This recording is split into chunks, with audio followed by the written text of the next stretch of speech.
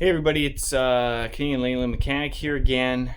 Just doing another video about the horror stories I run into working on these LBCs. I guess my car club members are tired of hearing all my stories, so I'll just tell them all to you and hopefully share some wisdom. Before I ran into the coil issue this year, I ran into the dreaded heater valve problem, right?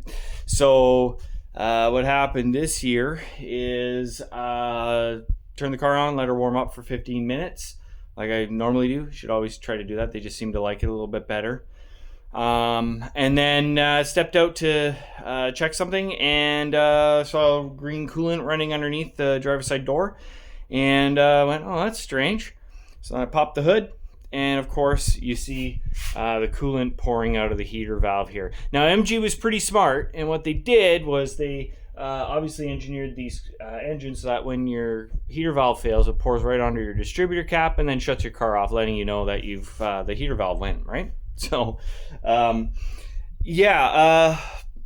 yeah, just another story about these heater valves failing prematurely. I mean, they obviously went, but I got 4 years out of this one. You know what? You never know when they're going to go now. So I go on some fairly lengthy drives into the Canadian Rockies or long distance drives into the States, on some of these beautiful drives, but you're a long way away from any assistance. And car parts stores don't stock MG parts. So if I have that problem again, what I've done is taken the old one and I just filled it full of JB Weld, and I might be able to change this roadside and limp myself home if I haven't lost too much coolant. Suggestion: you carry coolant on you. I always do, a nice jug of 4 liters, or your support car if you're in a group that has a support car to be able to change it. So I JB welded it, and then I'll just switch this out roadside. A lot of owners make a blanking plate, right? They just cut out a piece of sheet metal.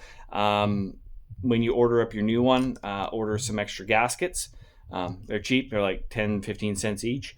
And then that way you can change the gasket and you put a blanking plate or your blanked out heater valve and get you on the road and be able to limp you into wherever you need to go. You won't have a heater, but hey, it's better than being stuck on the side of the road. Most of the time we drive these cars in the summertime anyway. To change it roadside, you're going to need a little wrench. And the reason is there's a bottom nut down here right underneath the bottom on the heater valve.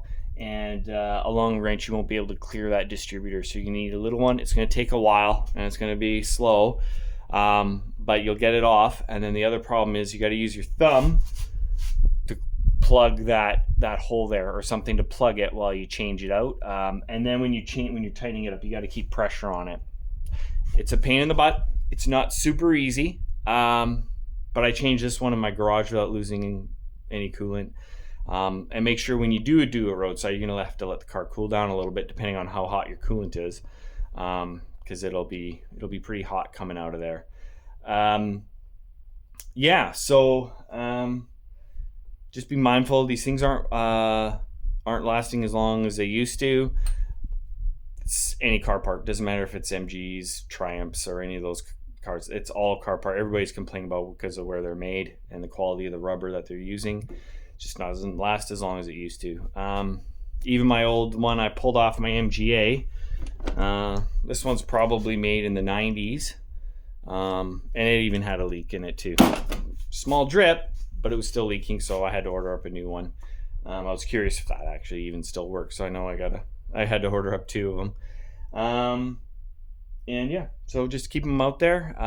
Always good to have something, if you're going on a long trip, something to deal with your heater valve, because you just don't know anymore. They're not really as reliable as they used to be. Safety fast out there, keep them motoring, and of course MG, Triumph, BMC, British Leyland, turning ordinary people like myself into mechanics since the early 20s. All right, take care, stay safe.